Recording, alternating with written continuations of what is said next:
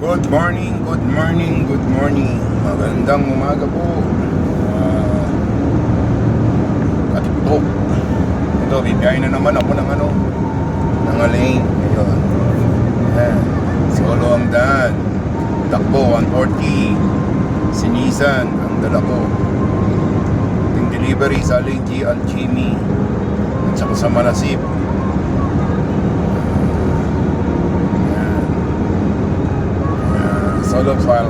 Solo flight. That's, nasa Alwat ba na tayo sa ngayon? Ayan. Good morning, Philippines. Ito, kabiyahe ng Dubai, Alain, Abu Dhabi, Sharjah, Fujairah, Ras Al Khaimah, Umm Queen. Amin, no? 7 Emirates. Pero okay lang naman ang trabaho dito. Buti sa wala. Tiyaga. Maraming salamat sa inyo. Sana supportahan nyo itong konting video ko at napapasyal ko kayo sa buong UAE. Maraming salamat sa inyong lahat. Ingat po lagi sa biyahe. Nandito na pala ako sa ngayon. Ano ba? Yung unang petrol station ng ADNOC ng papuntang Alain. Ayan yung ADNOC. Yan ang ADNOC na sa 500 meters ahead.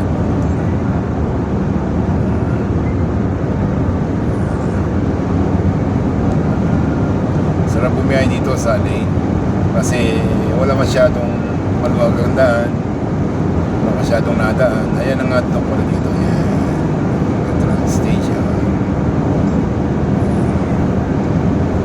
At ang limit lang dito ay 160 ang takbo mo. Diba? Sarap bumiyahe. Dala ko si Nissan.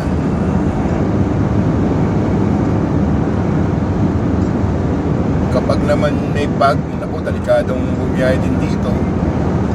Halos di mo makita ang mga daan dito. Yun lang. Nagbiyahe ako ng madaling araw nung last alas di ko nga makita ang daan. Kapa ako sa linya ko.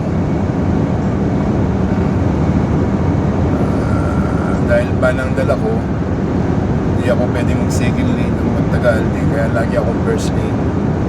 Ganyan dito. And 160 ang takbo dito. Ang mga truck is 60 ay 80 pala, sorry naman.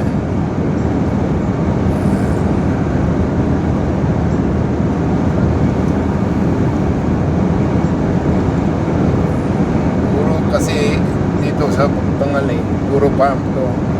Lahat ng buhat dito hanggang doon sa dulo ng farm yan, madadaanan ng mga old na mga bahay. Madadaanan mo dito.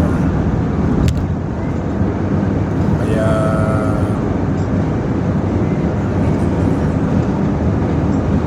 second lane ako dahil overtake ako sa truck. Ayan. Wapin lalay wapin sa Kapampangan hindi alam nila yon, pero sa Tagalog hindi. Wapin ganun daw eh. Sarap bumiyahe pagka ganito. Mga magagandang sasakyan ng mga kasabayan ko. Ang akin lang ba? Yan, wapin nila. Nasa 140 na ako. Matulin pa rin sila. Yan, wapin. Dito pala yung safari ng Alain. Pero iba pa rin yung safari sa Dubai. Ano ba yan eh? Lagi ako nandito sa Alain Safari. Ganda rin, nakakatakbo. Pagbababa na, at saka yung driver mapapasigaw ka Sabi nga sa Batanggenyo, ay nakaw.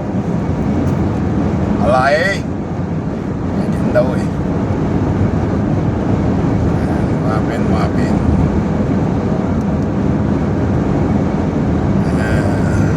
Nahabol ko kasi yung before 10, nandun ako, na 8:54 na. Yung guardian na maligalig, hindi ako magtutulak ako ng malayo kapag hindi ako nakapasok sa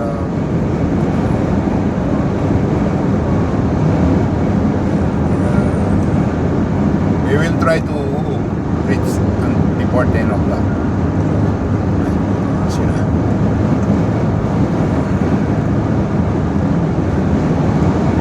Nagmamadali ng konti.